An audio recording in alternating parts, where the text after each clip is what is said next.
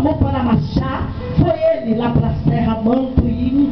Mas o meu Deus diz que está quebrando uma barreira de pessoas que tinham assim com inveja, por mão, Rabaiacei, Labanto Terranaim, porque quem uniu vocês foi Deus, lá, Suí, Labanto Terranaviacei.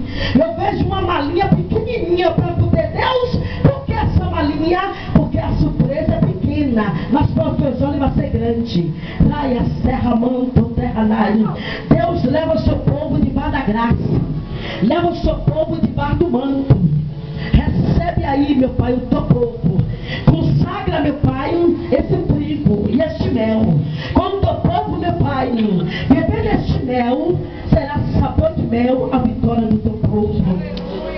Senhor, aonde tiver um problema, já tem pessoas toda quinta-feira contando um testemunho sobre o trigo.